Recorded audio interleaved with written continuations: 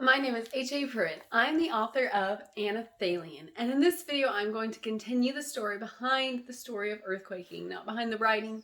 The writing was simple, God gave me the story and I wrote it down, but the second book in the Anelthalien series, the publishing, very much has a story behind it, what got me there. And so I'm going to continue telling that story. Last time I talked about when I was shaken, April 1st, and everything that happened that day and the following time.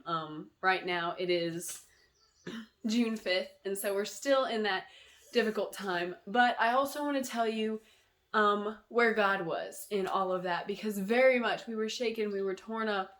Everything is very difficult right now. But here, I'll just read what I wrote. Before all of that shaken stuff happened, I remember thinking back through all God did to make possible, to make the impossible thing of Anelthalien being published possible. It really was like, there was no way it could possibly happen, but God made it possible. I did make a video series of that too, so watch that if you haven't. But I thought about that and how it was so amazing how God showed up and showed himself. And I remember wondering what amazing, impossible thing God was going to do with Earth Quaking, because before all of this foster care stuff happened, God had undoubtedly showed up, but God so enjoys using utterly hopeless situations that I was like, you know, God, like, this publishing stuff it's going pretty good, you know, I'm having some difficulties, but that's mostly just me being scared. And I wondered what amazing thing God was going to do to make this happen. And so then all of that stuff happened, and it looked like there was absolutely no way I was going to be able to even work on my book at all. It looked like it wasn't going to happen. Like I wasn't ever going to be able to write anymore. Honestly, I'm not exaggerating. It looked like I wasn't going to be able to write anymore, work on publishing anymore, anything anymore. And we did become hopeless. And God did do the impossible. The first morning the kids were with us, we didn't have food, we didn't have clothes, we didn't have anything for them. We didn't have anything. And Brenda showed up. Brenda, I talked about her a couple videos. Brenda is amazing, absolutely amazing. She shows up. She's got a van full of kid-friendly food. She came with like plates for them and spoons for them, and I think like toothpaste and toothbrushes and floss for them. And she came with beds for them. She came with stuff because she knew about stuff that has to happen in foster care. She came with things just that they require you to have that usually a parent would be like, why in the world do I need this? But she knew the requirements they had, and she helped us remember those things. And I mean, she came with like practically everything we needed. She had some more clothes for the kids. She had so many things that first morning, and she babysat the kids most of the morning, lunch, and like the part of the afternoon, so we could just keep cleaning the house. And all day my husband and I just cleaned and cleaned and cleaned the house. And the kids, like, they only had one backpack each of just random toys that DFS gave them. That's all they had. They didn't have anything. And so when Brenda showed up with everything we needed, it was such a relief. God used Brenda to provide so much. And Brenda, like, she is like the perfect kindergarten teacher, the perfect Sunday school teacher, the perfect grandma, and the perfect mom all in one. She is awesome with kids. And so it was just good to hear her interacting with them and remembering, okay, this is what you need to do. This is what you need to do. Because like, I know about kids, I'm a teacher too, but like my brain was so wrapped up in fear and just everything was flying around, and it was like my life was in a blender. And so just to hear her giving out stability and good words, I mean, that helps so much, just her being there. So God so provided through Brenda. Also, Scott's co-workers, they loaned us a van. Scott and I have a tiny Prius, a little yellow Prius, and that's how we go everywhere. Because church is an hour away, and so gas money is really cheap like that. So you can't fit 6 people in a Prius. You can barely fit 2 people in a Prius. So one of Scott's co-workers loaned us a van. God provided in that until we could get a van. Now we have a van, and it holds 6 people. And it's not good on gas. So yeah. Scott's co-workers, they also babysat for us. They gave us diapers and pull-ups. They told us about this place called Fostering Hope that helps with different things. Also, God provided through Granny, the fact that Granny, Scott's grandmother, his grandmother, she lives 50 feet away from us. And that has been really good because I was taking care of her, and now she babysits the kids in the morning so I can get work done in the morning. And so God definitely provided in that, and she really loves taking care of them and just letting them watch cartoons and singing songs with them. And so that is really, really good. And if anything's wrong, she's not too far away that I can just literally run up there in 30 seconds and do whatever needs to happen. So God provided in that. God also provided how our church just prayed for us and prays for us and prays for us and is just pouring out prayers. And they're adjusting service times for us. They had a private business meeting. They adjusted service times to make it easier on us. We live an hour away. And so getting kids to go anywhere, getting 4 kids to go anywhere at any certain time is difficult. And services had ended at 8 o'clock. And so getting them home at 9 o'clock was very difficult for a lot of other reasons, beyond just getting home at 9 o'clock at night. So they adjusted service times for us. They started a Sunday night class for the kids. We hadn't had that yet because not many kids come at night. No kids come at night, but now 4 kids come at night. And so they started a Sunday night kids class. And they've listened and they've loved us. Our church has been amazing through all this. God has provided us a wonderful community of fellow Christians to help us through this. They've babysat for us too. They've helped us out monetarily. They've helped us in so many different ways, our church has. When I told my author friends too, this was the thing that kind of surprised me the most. I don't know why, but when I told my author friends, they're like, so many of them sent me messages. So many of you guys have sent me messages, have sent me understanding words, have sent me kind words, have sent me your help, have told me that you're praying for me, that your whole family is praying for me. And that means so much to me to hear that so many people all over the country, not just people in our own hometown or in our own home church are praying for us, but all these people all over the country are praying for us right here.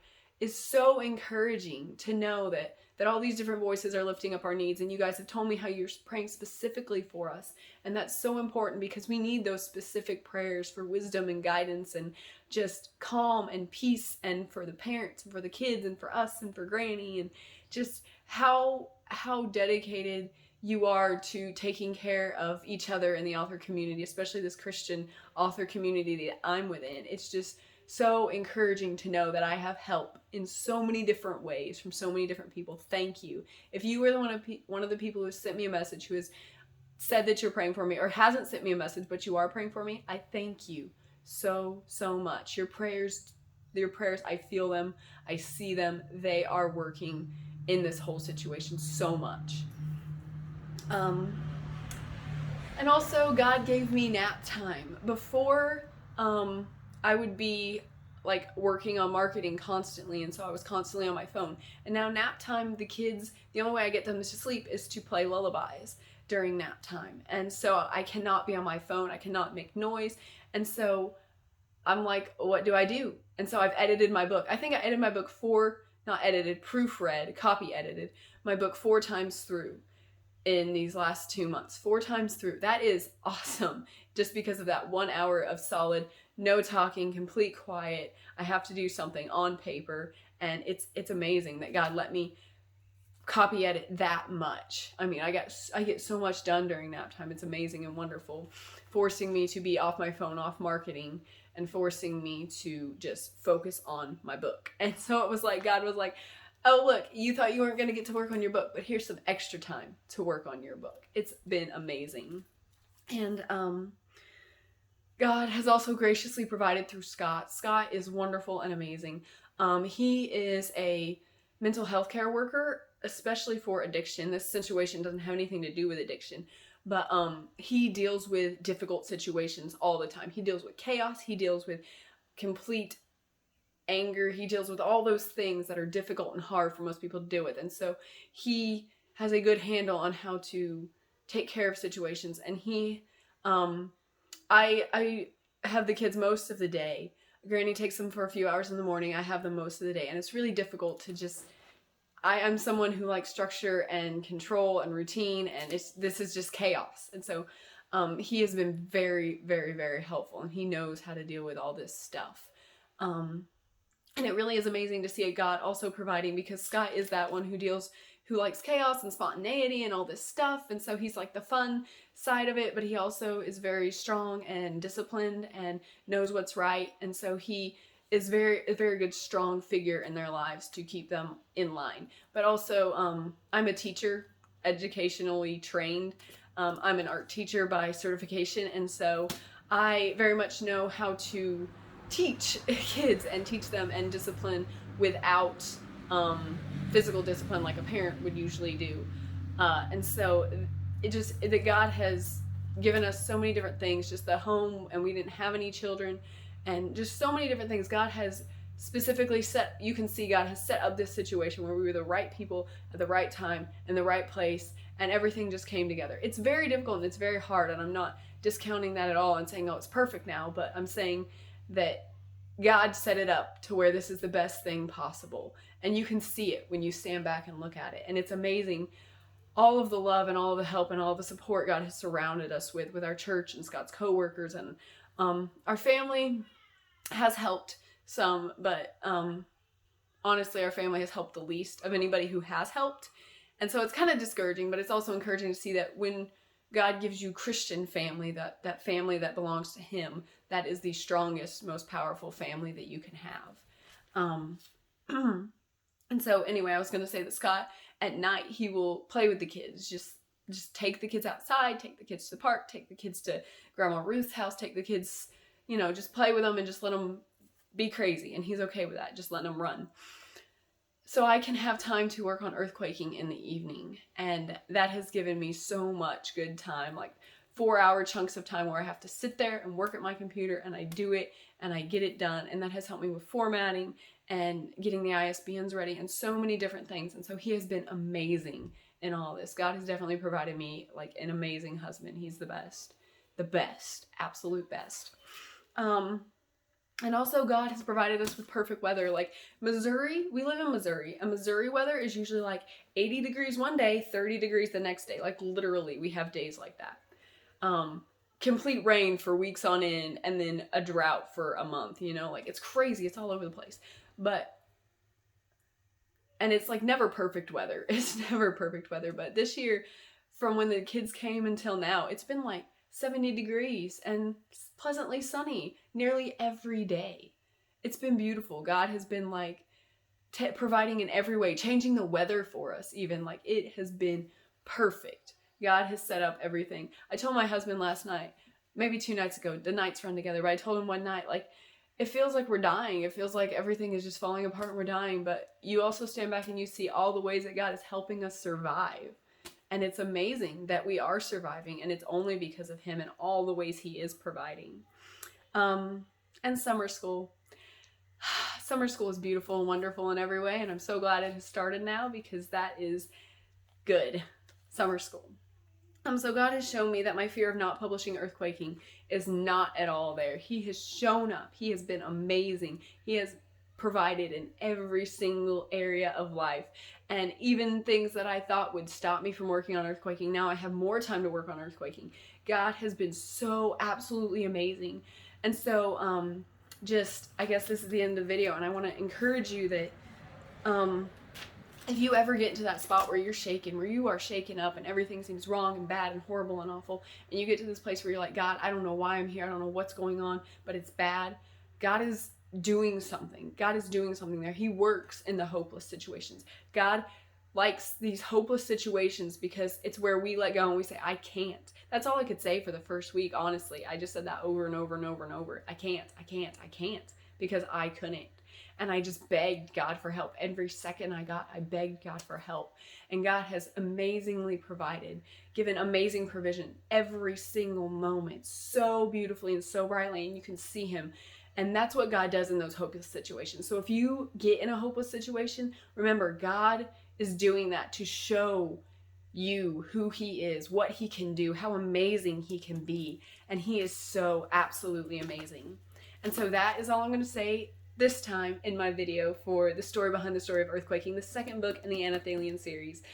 I'm so excited. Next week I'm going to kind of wrap up these videos of the story behind Earth Quaking because we're getting so close to the release day on June 30th. Yay. So that is all I'm going to say for now. So please like this video, please comment, please tell me when you have seen God showing up in a hopeless situation. Let's talk about it. And please subscribe, and thank you so much for watching. Bye. If you want to know more about Anelthalien or HAPruitt, please follow me on Instagram at HAPruitt. You can find me on Amazon as an Amazon author, HAPruitt. Please watch my YouTube channel and all my cool videos on my channel, HAPruitt Anelthalien. You can find me on the Facebook page, HAPruitt Anelthalien. You can follow me on Goodreads by the name HAPruitt and the book Anelthalien, or you can go to my website where so much cool stuff about Anelthalien is. The website is HAPruitt.com.